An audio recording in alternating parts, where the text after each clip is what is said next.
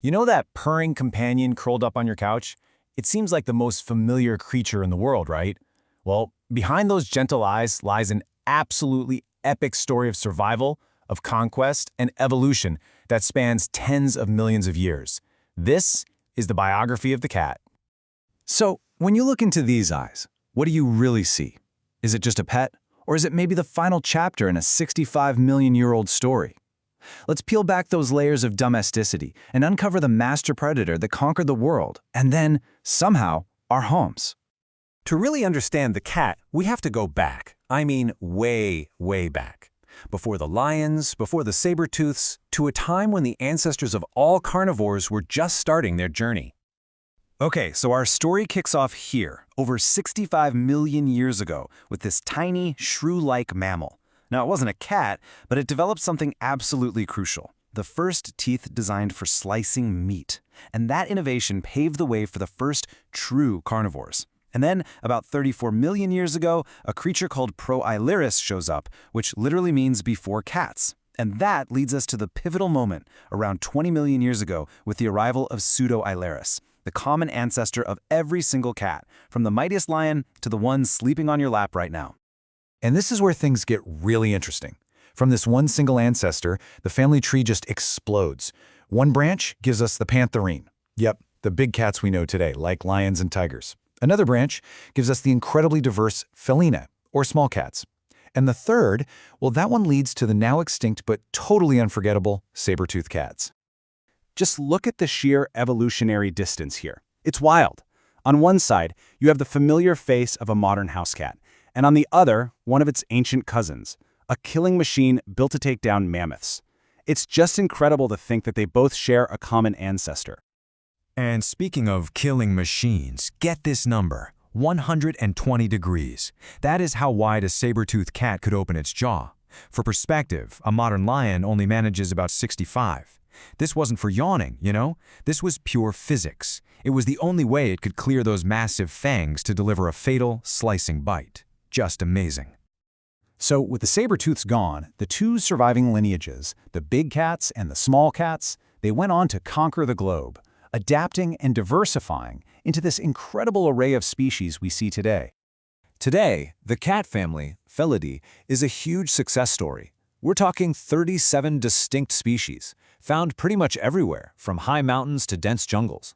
They're all united by that classic cat toolkit: retractable claws to keep them sharp, super sensitive hearing, and of course, those large, luminous eyes that give them a supreme advantage in the dark.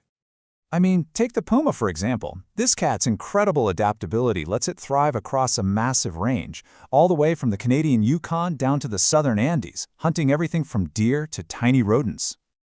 Or look at the Caracal. Those long, tufted ears, they're not just for show. They are fine-tuned instruments for detecting prey. This cat is so agile, it can literally leap into the air and snatch birds right out of the sky.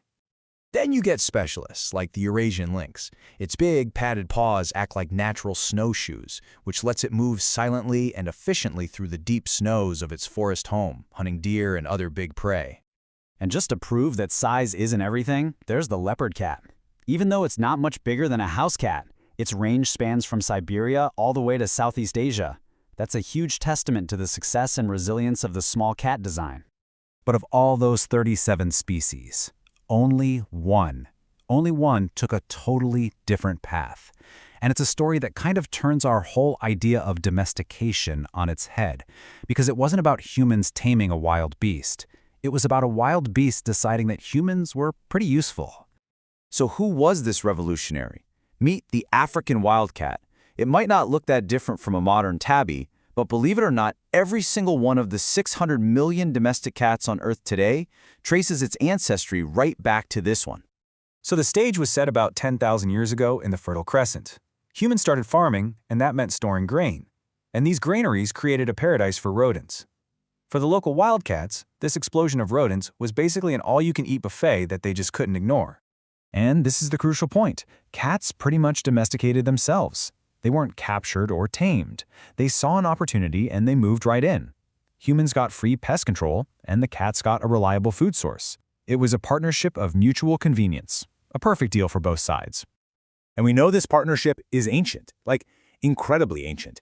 In Cyprus, archaeologists found a 9,500-year-old human grave that, get this, also contained the skeleton of a cat.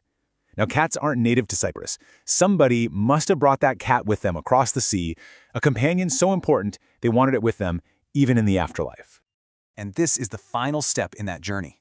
By the time of ancient Egypt, the cat had moved from the granary right into the living room. Just look at this painting from an official's tomb. The cat is part of the family, even joining them on a hunt. It wasn't just useful anymore, it was loved.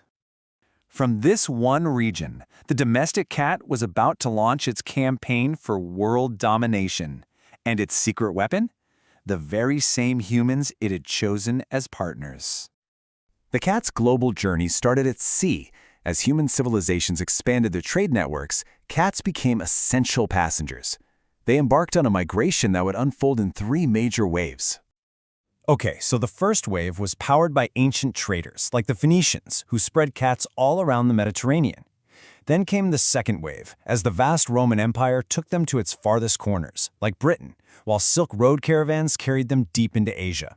And the final global wave, that began in the 15th century, when cats boarded the ships of explorers, crossing the great oceans to reach the Americas, Australia, and eventually every corner of the planet. I mean, think about it. If you're on a ship crossing the Atlantic for months, your food supplies were everything. A rodent infestation could literally mean starvation. So the ship's cat wasn't just a pet. It was one of the most vital crew members, the guardian of the rations. And every port they landed in became a new foothold for the feline diaspora. So we've journeyed through 65 million years, from a tiny insect eater to a global conqueror. And it brings us right back to our original question. The next time you look at a cat, what are you really going to see? Will you see just a pet? Or will you see the descendant of a prehistoric hunter, a self-domesticated opportunist, and a world traveler whose story is completely and totally tied to our own? This is a creature that didn't just find a place in our world, it actively shaped its own destiny right within it.